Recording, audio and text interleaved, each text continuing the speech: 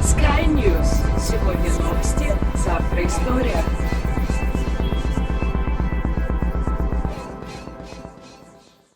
Вот и лето прошло. Уже второе лето с момента выхода EVE Echoes. Редакция снова в деле, как и наш альянс. Надолго ли? А кто его знает?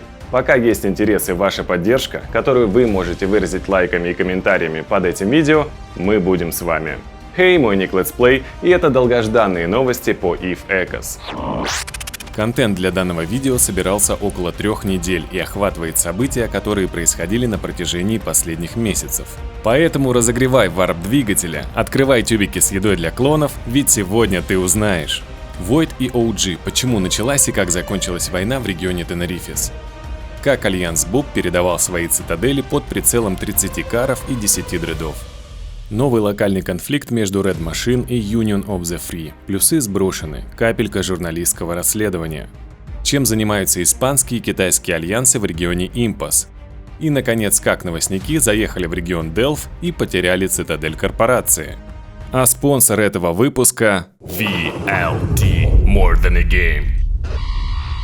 Ссылку на их Discord ищи в описании к данному видео. Последние 3 месяца горели не только леса и склад озона, но и юг на звездной карте. Наконец, война, которой по сути и не должно было случиться, закончилась. С одной стороны выступали альянсы Void и OG, а с другой китайские объединения AOA и SOS. Также в сражениях были замечены такие жители нового Эдема, как No и Silent. В ходе этой войны было уничтожено 16 цитаделей, а ущерб оценивается в 5 триллионов иск, 2 из которых нанесли OG. Итогом 3 месяцев стала капитуляция китайских альянсов, а регион Деторит отошел во владение империи OG. Как сообщают информаторы Void, они и их союзники OG не планировали войны с AOA и RMB. Между Void, OG и китайскими альянсами более года сохранялись дружеские отношения. Однако, после того, как Void совместно с OG забрали первую цитадель ZRQ, тут же в заварушку вмешались RMB. Теперь перенесемся во времена падения Федерации Genesis. Вскоре после этого события AOA смекнули, что перед ними шанс вернуть свои прежние территории в регионе Деторит. Целью Void и OG являлась зачистка соседнего к ним пространства от заброшенных, как они считали, цитаделей, а также воспрепятствовать расширению ZRQ в регионе. Void и OG отмечают, что не ожидали встреченного ими сопротивления в данном регионе, так как считали его заброшенным. Какое-то время предпринимались дипломатические попытки предотвратить структурную войну, но переговоры с AOA не клеились, тогда как сражения происходили практически ежедневно. В конечном итоге усилия Void и OG оправдали себя после второй битвы у цитадели XGH региона Тенерифес. Здесь была поистине историческая заварушка, где локал преодолел отметку в 1000 пилотов. Именно там стороны смогли достичь соглашения о деэскалации конфликта в регионе Деторит. Была начата работа над соглашениями о проведении нейтральной границы между конфликтующими сторонами. На состояние 9 августа между сторонами были достигнуты временные синие стендинги для эвакуации кораблей Void OG из пространства AOA. После окончания эвакуации был установлен нейтралитет.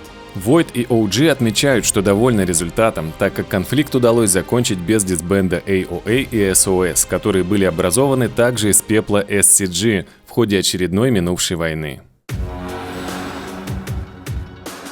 Уже около года длится конфликт в регионах Delph и Fontaine, где Миф и Редк продолжают инициировать агрессию против альянса БУП. В частности, активно привлекая все новых и новых участников к этому противостоянию. В столкновении, о котором я поведаю чуть ниже, были замечены пилоты Bot-5, входящие в состав Федерации Silent. А 1,5 месяца назад против БУП нанимался Альянс Snow на снос цитадели в системе КВН. Таким образом, за прошедший год Альянс БУП уже потерял 2 констелляции, однако это не мешает ребятам продолжать сражаться за свои территории и давать достойный отпор оппонентам. Как сообщают официальные информаторы БУП, у Bot-5 размещены джамп-клоны и более 30 капитальных кораблей в регионе Фонтан, которые частенько нападают на крабские кары, рорки и другие корабли местных жителей. А 3 недели назад ими было убито 15 капиталов корпорации Такос. Федерация Silent официально свою причастность не подтверждает, хотя представитель, с кем я общался лично, допускает, что бот 5 вполне может проявлять свою собственную инициативу в событиях, происходящих в данном регионе. В любом случае, скрины и видеоматериалы, которые я видел, говорят сами за себя. До редакции также дошли слухи о дискорде под названием Content Fontaine, где координируется большинство боевых операций в данном регионе. Если у кого-то из зрителей есть подробности об этом, просьба связаться со мной и поделиться новостями. Итак, 18 августа у Альянса БУП была намечена передача 4 цитаделей внутри своего альянса в рамках задачи по расширению. Для осуществления задуманного все структуры заблаговременно были поставлены на холловые таймеры. В качестве мер предосторожности также имелась разведка более чем в 7 ближлежащих системах, которые помогла заранее обнаружить флоты МИФ, Редк, множество ЦИН, а также флот из 10 нейтральных кораблей. Силами БУП тут же был собран защитный флот из 38 БШ, а цитадели решили восстановить до 30 секунд таймера. На этой отметке цитадели продержали около часа, так как субкапитальный флот потенциальных агрессоров держался рядом, но не нападал. Как выяснилось, впоследствии противники ждали свои капиталы. Во время ожидания на подкрепление к БУП прилетел флот из 12 БШ от TSC, их давних друзей. Далее события развивались как в шахматах. Противник в это же время разместил около 30 БШ в соседней от станции системе, а позади нее забросил в тыл еще 15 БК. Флот БК довольно быстро удалось прогнать легким флотом защитников. Далее была попытка забайтить БУП на Кап-флот, дропнув 3 дредов. Байт не удался, а субкапитальный флот нападающих был поставлен под угрозу. Вслед за этим нападающие дропнули реально капитальный флот из 30 каров и 10 дредов, система 671 СТ. Далее от нападающих были попытки удержать таймер 3 дредами и 1 каром. Это удалось сделать на одной из цитаделей на 1 секунде, но в итоге цитадель восстановила броню и щиты. Можно сказать, что решение БУП дать своим цитаделям отхилиться и не энтозить их сразу было верным. БУП удалось поразить субкапитальный флот оппонентов и отступить. В этом бою было убито около 25 БШ, из них 2 Найтмара, покусана Кара до Хула и потеряно менее 10 кораблей. В итоге миссия по передаче цитаделей была сорвана, но серьезного урона нападающим нанести не удалось. Скорее, они его получили. Реально интересный движ в Фонтане. А что думаете вы? Пишите в комментариях. Кстати, Альянс БУП будет очень рад новым союзникам, желающим вместе с ними противостоять захватчикам и получать море удовольствия от настоящей игры в нулях. Если вы заинтересованы, то ссылку на Discord БУП вы найдете прямо под этим роликом.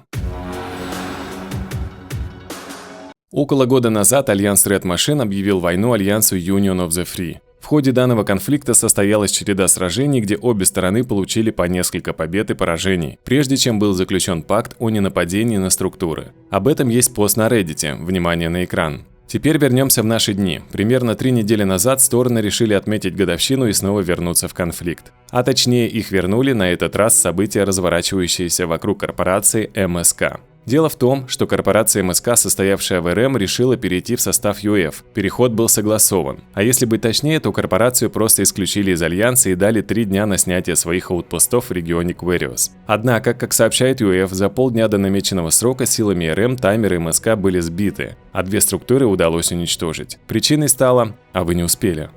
На этом заварушка не закончилась, и МСК следом нанесли ответный удар на хаундах по структурам РМ. Далее я обратился за комментариями к представителям РМ, которые рассказали свою часть истории. Корпорация МСК была исключена из Альянса по причине...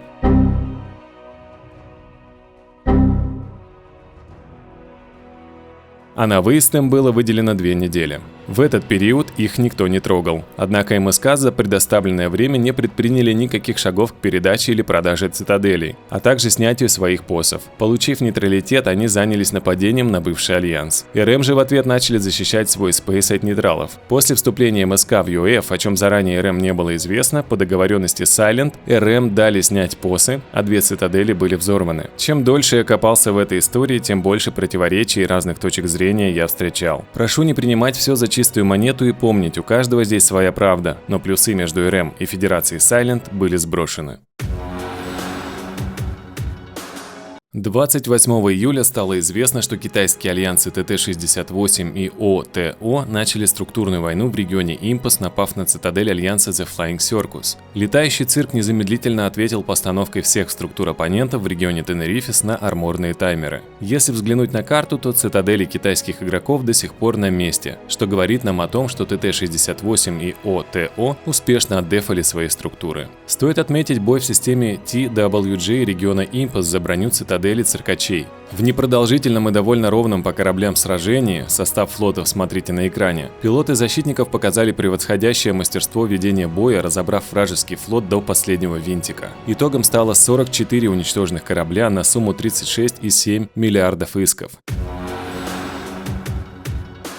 А теперь к новостникам. Когда я в очередной раз зашел в игру, то обнаружил свой исхудавший альянс по уши в зале и с кирками наперевес в курилке Коветора, дрейфующего вблизи астероидов с Арканором. Регион Импас, созвездие O6W. Ребята уже не в первый месяц разрабатывали добычу минералов и производство кораблей. Мы поставили космические табуретки вокруг квадратного стола и стали думать о дальнейшем развитии, как тут в Цитадель 6Б ГКА с грохотом влетел фрегат нашего давнего одноглазого приятеля, лидера корпорации ВЛТ, чье имя лучше не произносить вслух. Итогом непродолжительных переговоров стало создание на бумаге Объединенной торговой коалиции, или сокращенно UTC. Штаб-квартиру было решено разместить в регионе Дельф, по соседству с нашими новыми и старыми союзниками.